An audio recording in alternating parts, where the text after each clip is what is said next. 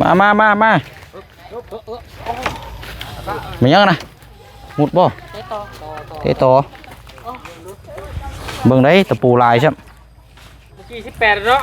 เปโป้ลูกละเอาน้องไม้ก่อนเอื้อยปึ๊บตักใช่บัดนี้ลูกละอันนี้ทางปูคายแบบนี้เนาะ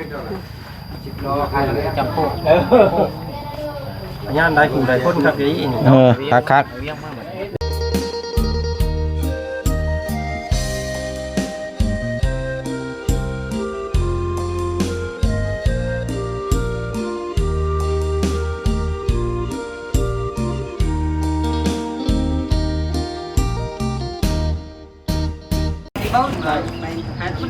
เอาวันนี้พี่น้องเนาะชื่อว่าวันเวลาคนเนาะเจ้าของที่ดินแล้วก็ทั้งในบ้านแล้วก็หำหูน้ำกันเพื่อแล้ววันนี้พี่น้องที่ว่าเตรียมความพร้อมน้ำกันกำลังจดลายบันทึกไว้อยู่เนาะเดี๋ยวจังอีกจังน้อยจังไปเบิ้งน้ำกันวันนี้พี่น้องเวลาลึงแทกแล้วก็กว้างคมยาวนี่ว่าสิกว้างยาวเท่าไรเนาะดินนี่มันจะออกมาแบบใดเนาะเดี๋ยวเข้าไปทั้งหาในบ้านเพิ่นน้ำกันอีกเนาะพี่น้องเนาะมันมาเลยโอ้เอาเนาะโอ้ถือว่าคนหลายเนาะพักอยู่พี่น้อยเนาะมาเบิ่งน้ำกันแบบนี้เป็นสักขีพยานน้ำกันเนาะเอาสบายดีเด้อพ่อเด้อพบเจอกันอีกเนาะ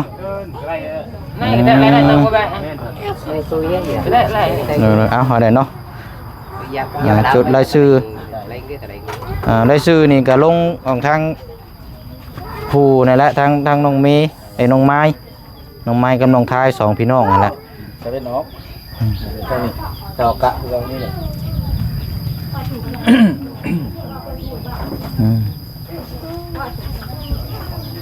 ก็ข้อมูลก่อนเนาะเดี๋ยว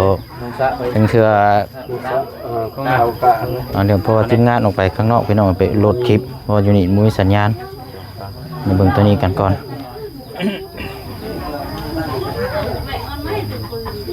มีอยู่2 ใบบ่ในบ้านใบซื้อขายเนาะกับใบยั่งยืนบ่กรรมสิทธิ์มอบกรรมสิทธิ์เนาะอ๋อโอเคมี2 ใบอันนี้ใบยั่งยืนซื้ออันนี้ซื้อผู้ขายเนาะขายให้ทาง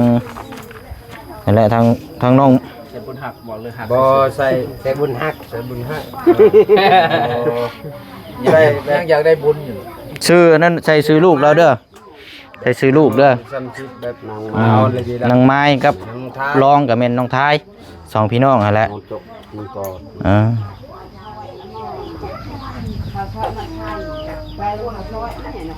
ไกลอายุแล้วฮอด18 ปีบ่มอ14 ปีบ่ใส่บ่ได้ใส่ชื่อพ่อแม่14บ่ชื่อเท่าไหร่อ๋อมันต้อง18ขึ้นไปบ่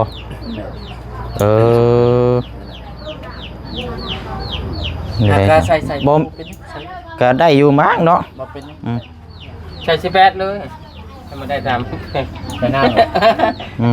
ใส่รถจะได้อยู่ดอกไม้มอแมวทายบวกนางทาย2 พี่น้องนะกันจะบอกกันเนาะ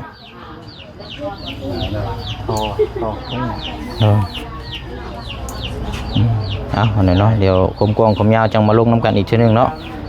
แล้วก็เซ็นทำหูน้ำกันใส่เลย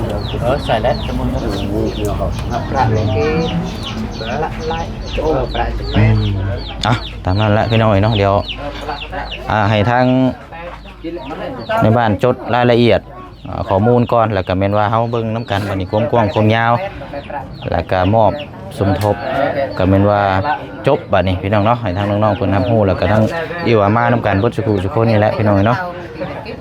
เอาเดี๋ยวพักรอเบิ่งน้ำกันหลังจากนั้นพอแล้วบัดนี้พี่น้องดึงเบิ่งกว้างยาวว่าสิดิน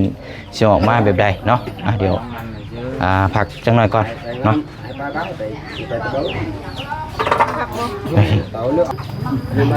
ไปบ้านนี้เนาะทางน้องไม้น้องทายโอ้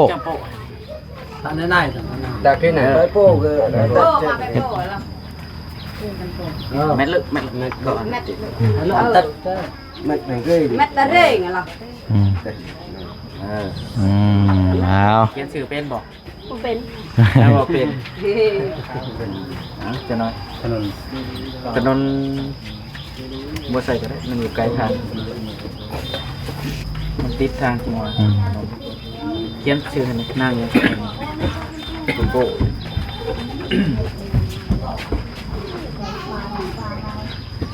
นี่เนาะ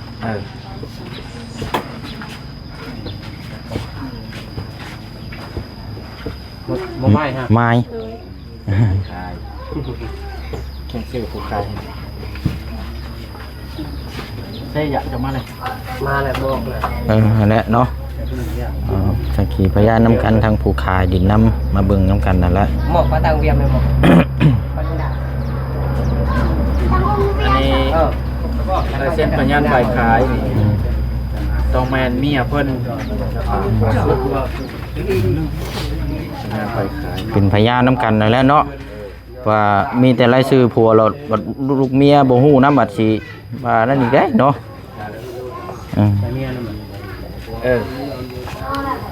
โอ้ฮอดพี่น้อง ชุกดงเส้นเปล่าหนวดปล่อยซื้อยาเต้าเสียวผู้ได้สักวันพยานปล่อยขายเอานี่นี่ พยานบ่ ใช่ไหมแล้วก็อีกเรื่องงานเรื่องเบี้ยเมียเราอยู่กันบ่มาแล้วใส่เมียเอาแล้วใส่เมียแล้วไอ้อันเอิ้นเมียเพิ่น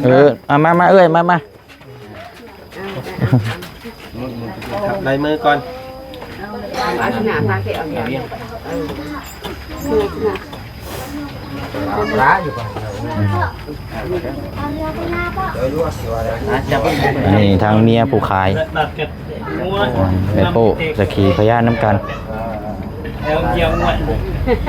ดีเลย เนี่ยเด้อตรงเลยล่ะเพลงความเพลงมือมวยแล้วชดชักเจ้ามือถึง เอาอันนี้ทางผู้ขายไปนี่เนาะ จับโป้ ย่านได้ผู้ใดคนครับอีนี่ คักหรือว่าเต็มระบบเลย ได้แล้วมาได้ก่อน ยังนี่ล่ะ พยานยังท่านได้ไปวัดเบิ่ง เนาะ จะพากันไปย่างเบิ่ง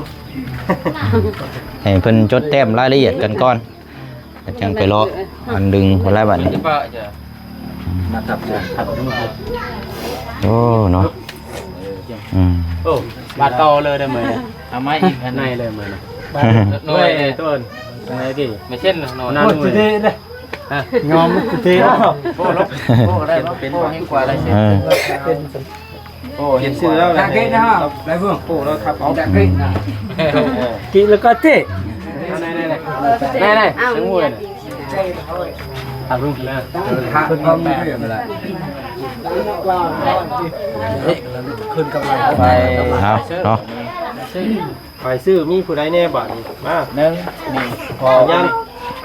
บ่รู้ งานนั่นแหละเป็นญาติพี่น้องกันแหละเนาะแรงน้ำกันอันนี้ลุงเล่านี่เนาะลุงทางน้องไม้ มัดยาtay vậy cầm đao đấy bỏ đây nhà mất lên lực tay đâu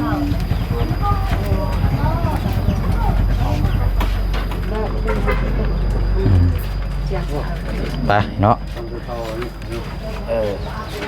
เอานี่บ่เหี่ยวก็ได้ โอ้เนาะพยานหลายมัน100%เลย เนาะทำหูน้ำกันอย่างผู้นึงนอนเนาะเป็นจดแต้มก่อนจำมันพอมันสิ พวงยาว อันนี้ให้เพิ่นเขียนท่าก็ได้พอปั๊มบ่ได้เด้ เพราะว่าต้องแทกแล้วเขียนลงในหัน แม่นเพราะว่ามันขนาดเท่าใดถ้าบ่แทกแล้วมันก็จดบ่ได้เด้นี่พี่น้อง เอาไปเอา ย่างไปนำแล้วแหละเบากะ ไม่ใช่ค่ะ อย่าจดเลยเลย ไปเนาะ มาเบิ่งอีกรอบสองแล้วลูกหลานไปมาเบิ่งกันไป มาเด้อเบิ่งน้ำกันเด้อพี่น้องเด้อพวกยาวน้ำกันเนาะไป สบายดี โอ้ยเอาเนาะไอ้ยังก่อนลืมชื่อแล้วแหละไอ้ฮัก ให้ฮัก ฮักหัวใจนี่ละเนาะ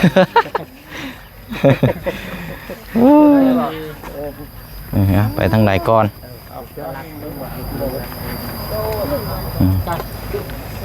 เด้อไปย่างเลาะไปเบิ่งน้ำกันละระวังเลื่อนตะปูเด้อตะปูลายได้ แม่จะกินน้ำไปแล้วไปยศเนาะเอาแล้วได้ก็ได้ฮะเนี่ยได้ก็ได้ฮะกินน้ำนี่จักเม็ด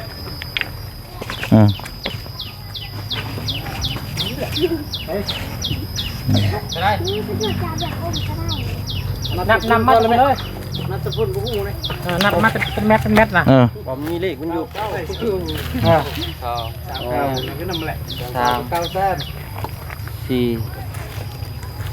5 6 7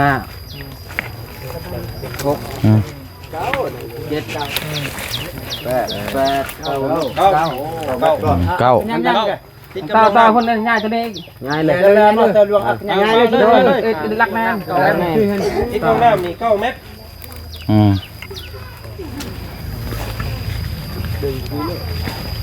ลงกว้างเนาะเนี่ยเนาะ9 เม็ดเนาะ เก้า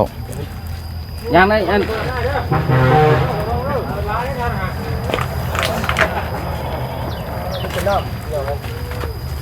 เพราะว่าน้ำน้องน้ำเป็นดูหันไปของน้ำเป็นเนาะบัดมาดูว่าอย่างคือการใดจับหนักแกเรื่องหนักในการใดล่ะเช่าเลยดูวงกว้างนะเรื่องอะไรจับหนักเล็กออกตัดเล็กออกเล็กเลยจี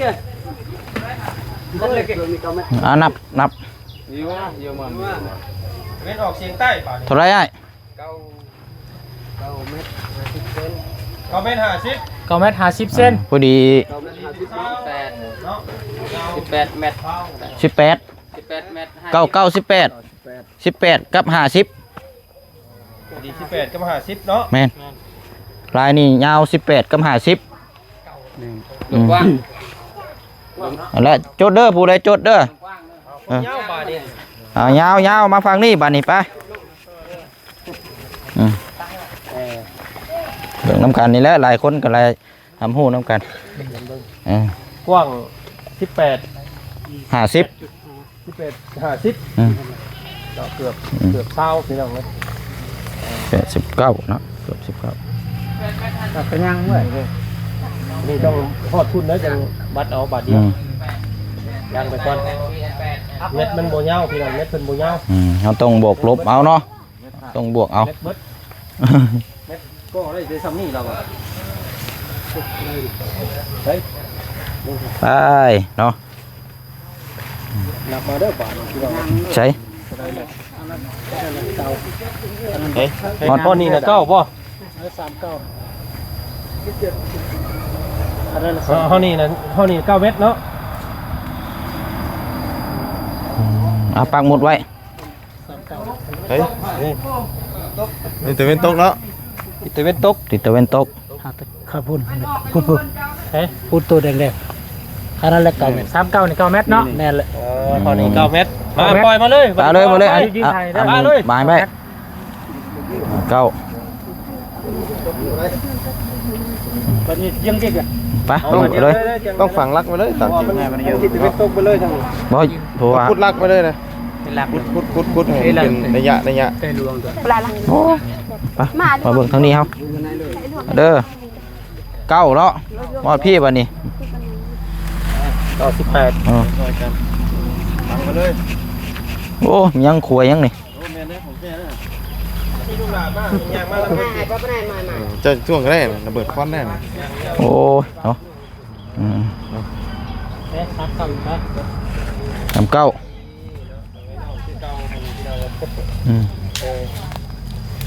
ทางนี้สิเป็นยาวเลยนี่พี่น้องนายยาวว่ะผู้ร้อนน้องผู้นี่เนาะมาบอลคอยนี่9อีกเป็น18บวกไปเลยๆนั่นแหละอยู่นี่18 โอ้ห่อนแท้เนาะ ฮอด30พุ่นได้นี่เนาะผมยาวเนาะ งาน บ่อยบ่ ญาติฮอด30อยู่นี่เบิ่งซะแล้ว โอเคเอาดึงไปเลยให้ได้18แล้วบัดนี้ดึงปีกบวกเข้าไป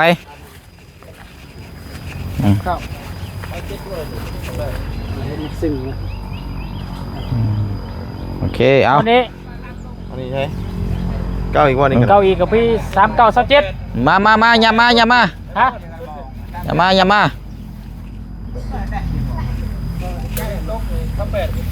นี่เนาะ 38เนาะ อืม ฮอดบ่38 นี่39นี่ นี่ 39นี่ก็แม่นนึง อืม ผมยาว ผมยาว ตีเป็นช่วงยาว 28เท่าไหร่ 28 28กับ70เด้อ แล้วบ่เนาะ อืม งาน จบแล้วลายยาวจบแล้วบัดนี้ อันนี้ชุดข้างหมูบาทนี่ สุดแล้วโค้งมาไพ่บัดนี้ ข้างหมูชุดแหลมจักเม็ดเด้นี่พี่น้องเลยเอาทานี่ก่อนทอดเก่าเนาะชุดแหลม ไปลูกเอา แตกไปเอ้ยแตกไปเอ้ย โอ้หมดดิน เรียบร้อย ตักแรงยังติยังอยู่ติยัง เท่าไร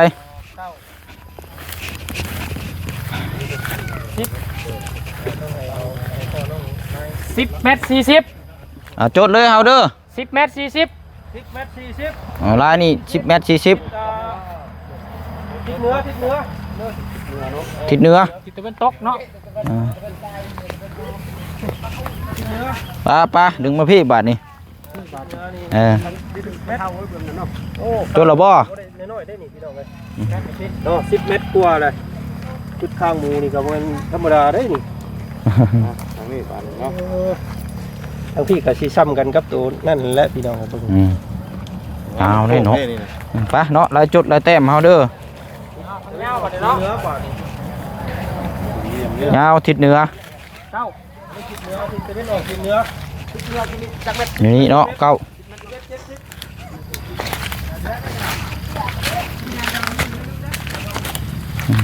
แล้วหรือเปล่า มายับมาบายเงาเนาะ แต่นักวิจัยของเราเนาะ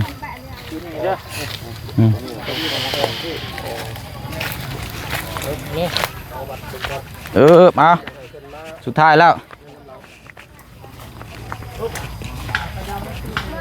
สุดท้ายแล้ว อันนี้18อันนี้มาเลย ยับมาเลย 18ที่นี่นะก่อนจะยืนอยู่นี่18ไปละ อันนี้เพิ่นทางตะเวนขึ้นบ่ตะเวนทิศตะเวนออกเฉียงเหนือ เว้นออกเชียงเหนือ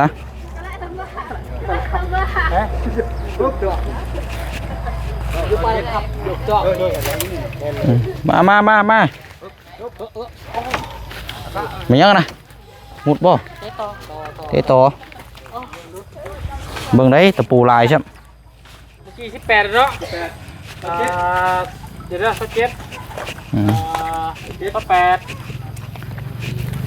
มาฟังหนึ่งเบอร์ 29 80เซน ตรงนี้29 80 80 แล้วก็80 ทิศตะเวนออก ตะเวนออก จบบริบูรณ์ จบอันนี้มา 29 80เอาโอเคครบได้บวกเข้ากันไหมเนาะ เรียกออกได้เหมือนในเนาะมืออื่นเนาะ บวกลบเข้ากันเป็นจัก พวงยาวเท่าไหร่ อีน้องเลยจักเฮกตาร์ตัวเนาะคูณกันมาเลยเอาในราคามาคูณกัน มาคูณกันว่าสิออกมาเป็นเท่าไหร่บัดนี้เนาะ คูณทาน เดี๋ยวรุ่นน้ำกันโบโลคูณหารว่าสิออกมาคมกว้างคมยาวจักแหกตาพี่น้องเนาะรวมยอดเบิ่งน้ำกัน น้องชายพ่อแล้วก็อ้ายผู้ซื้อผู้ แม่นมาน้ำกันเบ่เลยผู้ซื้อผู้ขายมาพี่เดี๋ยวสิได้มอบเงินเนาะ อันนี้มือโปะแปะโปะบัตรบอล เรียบร้อยไปเลย ได้มือป่วย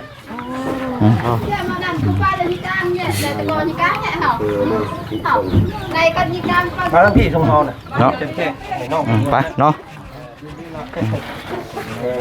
พี่น้องมันเจ็บคนลายเป็นพิเศษตัวนี้พี่น้อง ไปเนาะเบิ่งน้ำกัน ปุ๊บนะพยานเนาะพยานนอกพยานใน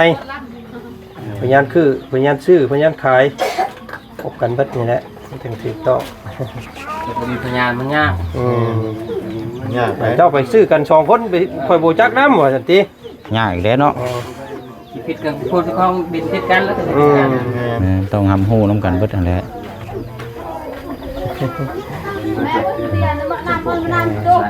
น้องไม้น้องไทยบอกคนละ2คนละปุ๊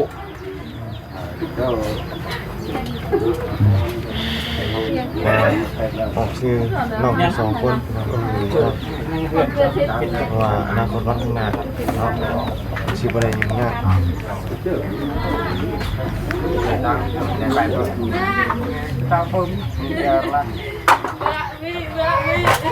ทางนั้นกับพี่น้องกันบ่ได้พ่อกันมือเดียวอุ้มลูกเลยโอ้ย ลูกไว้ดีเนาะสบายดีสบายดี นะแปะลูกแปะโป้แปะโป้ ไปโป้ลูกละเอาน้องไม้ก่อนเอื้อยปึ๊บ เออ ท้ายบัดนี้ลูกละ นั่นตัวเบ้เอาเอาตั ตัว ว หัวยังได้เคยไหมเคยทำไหม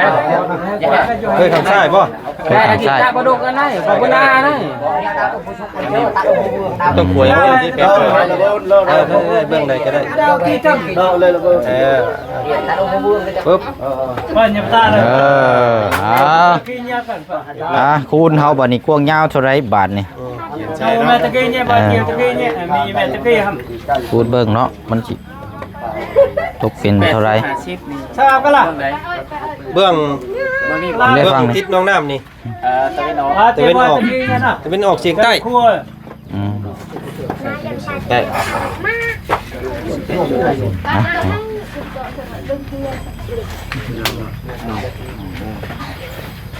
จูแม่ตะกี้เนี่ยเลย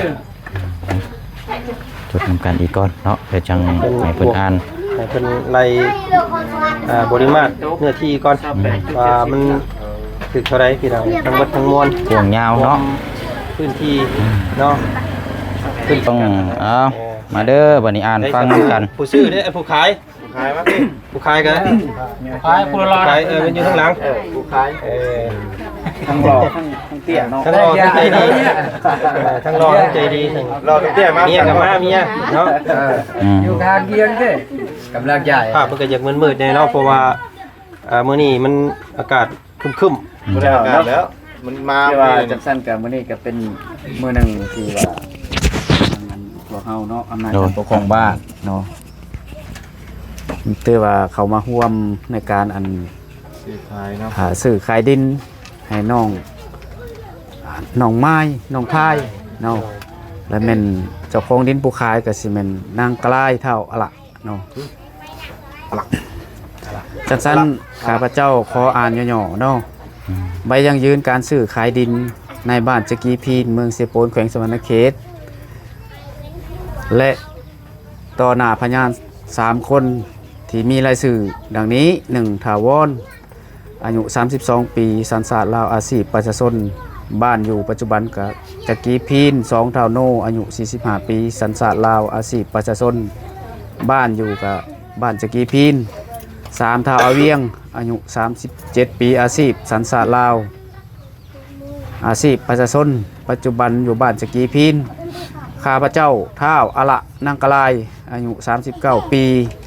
สัญชาติลาวอาชีพประชาชนอยู่หน่วย8บ้านจักรีพีนเมืองเซโปนแขวงสวรรณเขตได้ตกลงเห็นดีขายดิน1 ตอนซึ่งมีเนื้อที่ทั้งหมดเนาะตัวนี้เฮายังบ่ทันได้ขี้ไหลเนาะ ๆเลย ถือว่าขี้ไหลน้ำลังก็ได้เนาะ แต่มันสำคัญอยู่ แม่น นขอบข้างนั่นแหละ รวงกว้างของดินนี่18.50ซนติเมตรหรือว่าเส้นเนาะรวงยาว29.80ซนติเมตรทิศเหนือติดกับดินของท้าวเอาหดรวงกว้าง29.80เมตรทิศใต้ติดกับดินของท้าวอะละรวงกว้าง10.70เมตรทิศตะวันออกติดกับดินท้าวอากระรวงกว้าง 18.50 เมตรตะวันตกติดกับดินของท้าวอากระถือว่า เท่ากระนี่ถือว่า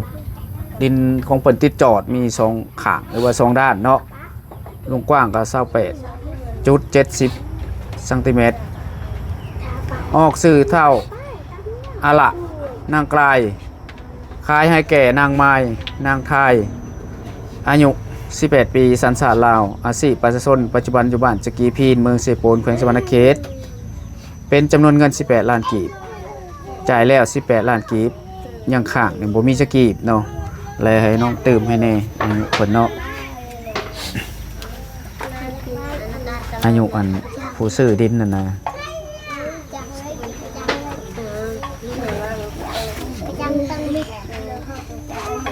และจะจ่ายกันเหียบห้อยแล้วนับแต่มือสัญญานี้เป็นต้นไปมีการซื้อขายเป็นต้นไปเนาะสิทธิ์เด็ดขาดได้ตกเป็นของผู้ซื้อผู้ขายบ่มีสิทธิ์ เรียกห้องหรือว่า ทวงเท้าเอาคืนเนาะข้าพระเจ้า ขอยังยืนดินตอนดังกล่าวนี้เป็นโอ้ตัวนี้เนาะผู้ขายบ่มีสิทธิ์เรียกห้องคืนแต่ประการใดๆข้าพระเจ้าขอยังยืนว่าดินตอนดังกล่าวนี้เป็นของข้าพระเจ้าหากมีการยุ่งยากเกิดขึ้นภายหลังข้าพระเจ้าจะรับผิดชอบต่อระเบียบกฎหมายของบ้านเมืองทุกๆประการหากมีการทวงเท้าเอาคืนอันนี้แหละหมายคำว่าจังซี่เนาะในเมื่อว่าเท้าอะละเนาะแม่นบ่อะละนางกลายและคือวันที่15 เดือน 6 2025นี้เป็นต้นไปหมายคำว่าเจ้าได้ขายให้น้องไม้และน้องทายแล้วหากว่ามีพี่น้องหรือว่าบุคคลอื่นๆมาทวงเท้าเอาดินดังกล่าวตัวที่ว่าเจ้าขายนี้เจ้าจะได้รับผิดชอบต่อหน้ากฎหมายของบ้านเมืองทุกๆประการเนาะถ้าว่ามีคนอื่นมาทวงเท้าเอาถ้าบ่มีคนอื่นมาทวงเท้าถือว่าดินตอนดังกล่าวนี้แม่นตกเป็นกรรมสิทธิ์ของน้องไม้และน้องทายเป็นต้นไปเนาะน้องทายหนังสือฉบับนี้ได้อ่านให้แก่2ฝ่ายเป็นที่เข้าใจแล้วจึงได้พร้อมกันลงลายเซ็นไว้เพื่อเป็นหลักฐานยังยืนว่าแม่นลายเส้นของผู้ซื้อและผู้ขายพร้อมด้วยพยานที่ได้มีลายเซ็นอยู่นี่แท้เนาะที่บ้านจักรีพีนวันที่15 เดือน 6 2025เนาะและอยู่ในนี้ก็มีลายเส้นผู้ขายเนาะและลายเส้นผู้ซื้อผู้ขายนี่ก็สิเป็นเท่าอะละลายเส้นผู้ซื้อก็เป็นน้องไม้เนาะลายเส้นพยานฝ่ายขายนี่มีเท่าอาละนางกลายเท่าเวียงตัวนี้เป็นอาน้ำเบื้องเจ้าขายดินถือว่ามื้อหน้ามื้อไหนนี่เจ้า3 คนถือว่าได้เป็นพยานได้ถ้าว่ามีผู้อื่นมาทวงเท่าขึ้นมาเท่าอาละบ่ได้ขายลายเส้นพยานฝ่ายซื้อมีเท่าทองคำเท่าทวนเท่าพรแล้วก็มีหัวหน่วยเส้นคณะภาษีบ้านเส้นและในบ้านยังยืนเนาะถือว่าในบ้านในซีเมนต์สิได้จำการน้ำหลังเนาะทางสั้นถือว่าใบยังยืนการซื้อขายดินเนาะถือว่าเบิดซ้ำนี่แหละและยังบ่มีบ่อนใดบ่เข้าใจถามคืนทางฝ่ายซื้อฝ่ายขายเด้เข้าใจแล้วเนาะคำว่าเข้าใจแล้วแหละคอยมาเบิ่งแล้วนี่รักสินค้าหลังจากนี้เป็นต้นไปแหละมื้ออื่นมาเลยพวกเจ้าต้องหาหลักปูนมาฝังเนาะมาฝังไว้แหละอยู่ในหันแหละบ่ให้ยับบ่ย้ายได้หลังจากเจ้าขายมื้อนี้แล้วมื้ออื่นมาเลยเจ้าไปถอดลักยับเข้าบ่ได้เด้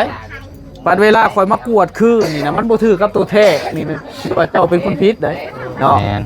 ต้องให้มันซ้ำเก่าแม่นให้ซ้ำเก่าเนาะอันนี้หมายความว่าใบยังยืนการซื้อขายดินเนาะที่ลักที่สำคัญมันสำเร็จแล้วจับเลยตัวนี้แหละใบยังยืนมอบกรรมสิทธิ์แขวงสวรรณเขตเมืองเซโปนบ้านจักรีพีนในบ้านจักรีพีนเมืองเซโปนแขวงสวรรณเขตมอบกรรมสิทธิ์ขอยังยืนว่าในวันที่15 เดือน 6 ปี2025ได้มีเท้าเนาะนางกะลายเท้าอะละ อายุ35ปีสัญชาติลาวอาชีพประชาชนปัจจุบันก็อยู่บ้านสกีพีนคุ้มสกีพีนน้อยหน่วย8พร้อมด้วยพยานครบอายุเกษียณ3คนซึ่งมีรายชื่อดังนี้1ถาวรอายุ32ปีสัญชาติลาวบ้านอยู่จักรีพิน2ท่าวโนอายุ45ปีสัญชาติลาวบ้านอยู่จักรีพิน3ท่าวอเวียงอายุ37ปีสัญชาติลาวบ้านอยู่กับจักรีพินเนาะนางกะลายท่าอละได้มาแจ้งว่าตนจะมอบดิน1 ตอนให้เป็นกรรมสิทธิ์ของน้องไม้น้องทายอายุ18ปีสัญชาติลาวอาชีพประชาชนที่อยู่ปัจจุบันบ้านจักรีพินคุ้มจักรีพินน้อยหน่วย8เมืองเซโปนแขวงสวรรณเขตเหตุผลที่มอบแมนเจ้าขายเนาะเจ้ามอบให้น้องอันนี้น้องไม้เนี่ยเจ้าขายผู้เกี่ยวกล่าวต่อหน้าคณะกรรมการปกครองบ้านพร้อมด้วยพยาน3 คนว่านับแต่วันที่15 เดือน 6 ปี2025นี้เป็นต้นไปดินจำนวน1 ตอนดังกล่าวตกเป็นกรรมสิทธิ์ของน้องไม้น้องทายโดยถูกต้องดังนั้นคณะกรรมการปกครองบ้านจักรีพินจึงออกหนังสือฉบับนี้ให้ผู้เกี่ยวตามจุดประสงค์เพื่อไว้เป็นหลักฐานเนาะและอยู่ในนี้ผู้มอบก็ได้เส้นเด้อและผู้หับก็ได้เส้นเนาะพยานนี่ก็เท่าวอนเท่าโนเท่าเวียงเห็นดียังยืนว่าผู้เกี่ยวพร้อมด้วยพยาน3 คนได้มายังยืนและเส้นต่อหน้าข้าพเจ้าแท้จริงเนาะและตัวนี้แหละบ่ไหนบ่ถือนะเนาะบ่ไหนบ่ถือให้เพิ่มกันบ่แหละโรยแล้วเนี่ยป้ายบ่แหละตะเปียแหละเนี่ยเพิ่มเนาะก็อันนี้แหละตะนี่แหละตะเพื่อก่ออันตะนี้จุมัดตะนี้จุมัดก็เอามะนะโรยมะนะนาเนาะที่ว่าข้าพเจ้าก็ขอผ่านอนาบทบันทึกซัมนี่เนาะโดยจังซั่นแล้วก็ขอบอกขอบใจ นำทางอันทีมงานใจบุญเนาะที่ว่าเพิ่นได้มาช่วยเหลือโดยเฉพาะก็แม่นลูกบ้านหรือว่าประชาชนบ้านเฮานี้ ให้พระเจ้าท่านมีที่อยู่อาศัยและมั่นคงในตัวหน้าเนาะขอขอบใจโอ้ยเนาะเอามีแต่ขั้นตอนต่อไปครับมีแต่ขั้นตอนลงโอนเงินกันนะบ้านพี่น้องเลยเนาะเอาทั้งขอบุญจับกล้องก่อนพี่น้องนิดนึงเนาะเบิ่งก่อนเด้อไปทางไหนดีเฮาบ่มาทางนี้บ่ไปแล้วอันนี้เนาะโอ้เบิ่งก่อนปั๊บเอาเนาะก่อนอื่นก็ทางบ่จันเนาะแนะนำทางหน้าสุพรรณบุญคนนึงก็ยอดในส่วนของบ่จันเนาะจะเป็น8 ล้านพี่น้องเลยมีทางอ้ายใจดีแต่ว่าเอ้ยใจดีเพิ่นสมทบมาแล้วก็ทางของบ่บุญเนาะตัวนี้เนาะ2 ล้านเนาะของบ่บุญสารวัตรเพิ่น2 ล้านกีบเป็น10 ล้านเนาะเอาขอยน้ำก็ได้เลยส่งต่อเลยก็ได้6ของเบาเสียง6 ล้านเนาะคันว่าบ่พอก็เพิ่มบีเพราะว่าเหลืออีก4นะเนาะของบ่บุญ4ลองบวกเขาเบิ่งอยู่ 4,000 ไปเนาะแต่บ่พอ10พอดีเป็น20เนาะสรุปกันแล้วพอดีเป็น20 ล้านพอดีพี่น้องอันคือว่าเมื่อกี้นี่เป็นหักค่าธรรมเนียมเท่าใดก็เนาะ 10% ล้าน 10% บ่ 10% มูลค่าของดินเนาะคือว่าเป็นเงินก็ล้านกับ800,000กีบพี่น้องก็คือว่าแล้วจังซั่นเนาะพี่น้องเนาะก็มีแต่สิให้เพิ่นกินน้ำกินในเลยแล้วซะเนาะ200,000เนาะ2 ล้านได้ซะเนาะเพิ่นเนาะเดี๋ยวมอบหมายทางเพิ่นนี่ก็ได้2 ล้านทางคณะบ้านเพิ่นเลยตัวนี้เนาะอ้ายรับเอาเนาะมาขอบใจละลายเนาะเอาผู้วันทางอ้ายมาพี่บัดนี้เจ้าพี่มาพี่บัดนี้ครับมาพี่ผู้เขาเนี่ยมามอบครับจับนี่ ไอ้บัวรอนะ ถือรางวัลได้มื้อนี้เนาะ เนี่ยเขามาน้ เมียช่วยแจ้งอ้าว ใกล้กันใกล้กัน ำได้เงินแล้วหอมแก้มเด้อ เราของเก็บกันแล้วบัด เออโยเนาะ เอาอันนี้เป็นจำนวนเงิน8 ล้าน18 ล้านมีแต่สิส่งผ่านทางน้องไม้น้องทายก่อนเนาะให้เพิ่นยืนต่อให้ทางเจ้าของดินได้น้องเด้อให้ลงยก อันนี้ยังเว้ยจุ มอบต่อ เนาะ นับบ่ก่อนได้เนาะอ้ายเอ้ยนับเบิ่งแต่ละเนี่ยมันพอหรือว่ามันเกินจังได๋ก็นับน้องกัน แม่น นับเป็นใบก่อน ร้อยแล้วเป็น แต่เป็นไม่เอาเลือดยังบ่ครบเลยบ่ได้ เมื่อนับเพื่อนบ่ครบตามบ่ได้เลย นับเป็นใบมันก็ได้เนาะซุมเฮาก็ว่าเฮานับดีแล้วเนาะนับจากนี้เพิ่งจะกดออกมาจากนั่นแหละพี่น้อง 18ล้านเนาะ ครบเนาะพี่น้องเนาะมีแต่เว้าหยังแน่สบายนี่พี่น้องมีแต่คำหน้าคู่หลังเนาะเพิ่นว่าเนาะผู้ขายก็ให้โชคให้มานให้ร่ำให้รวยเงินส่วนนี้ก็ไปต่อยอดในการใช้ชีวิตเนาะส่วนผู้ที่ซื้อก็ให้อยู่เย็นเป็นสุขว่านี้เนาะต่างตาพัฒนาให้มันให้รุ่งเรืองนั่นแหละดูหลาเด้อเนาะเดี๋ยวเขาจังถ่ายรูปน้องกันอีกที่นึงอยู่ข้างนอกเนาะมันจังแจ้งแน่เนาะ โดย ขอบใจไอ้ป้าละเนาะแม่นบ่ไอ้ละเลยป้าละ เนื้อวัด ไอ้ละเนาะอะไร เบื่อกระหาย กะลายบ่แล้วบ่กินนี่เพิ่นก็หายเนาะ ได้กัน ป้าละลายเดี๋ยวเมียจนก็หายเลย ป้าละเลย เมียผัวป้าโหด แม่นปละได้แปลว่าเงิน โอ้ เงินบ่ โอ้เพราะเราจะได้จำเงินเนาะ สำคัญเด้อนี่สิพี่น้องเอ้ยเนาะ ไปเนาะบัดนี้ก็ มีแต่สิ้นเนาะ สิ้นเนาะ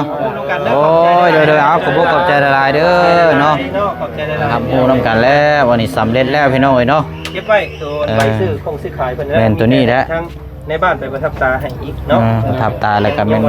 จังมอบให้เพิ่นอีกเทื่อนึงเนาะ ถ้าว่าได้แล้วก็จะมาให้น้องๆเพิ่น แต่เป็นกับที่เราเนาะขอใบหนึงในเรื่องอันขอถ่ายรูปน้ำเพิ่นก่อนเนาะ โอเคเนาะไปออกมาพี่ก่อนไป เก็บใบที่ระลึกไว้ก่อนข้างนึงเนาะมุมไหน มุมมีพี่เนาะ กล้วยแล้วเพิ่นเนาะ มาไปพี่ล่ะ ลูกหลานมา เตะไปมา ผู้ขายที่เราขายจับเงินนำเด้อไอ้เด้อลูกหลานมา จักบาทเด้บ่บุญโอ้ยเอาเบิ่งเด้อขออนุญาตเด้อ ให้จัดเงินให้เรากันเนาะนี่เอา เบิ่งก่อน จับ ลูกหลานจับ4เจ้าบาทเนาะ2คนเด้อ เอา เนาะถ่ายรูปก่อนพี่น้องเอ้ยเนาะสงับเอาเปลี่ยนให้มันตรงๆกันก่อน 2 3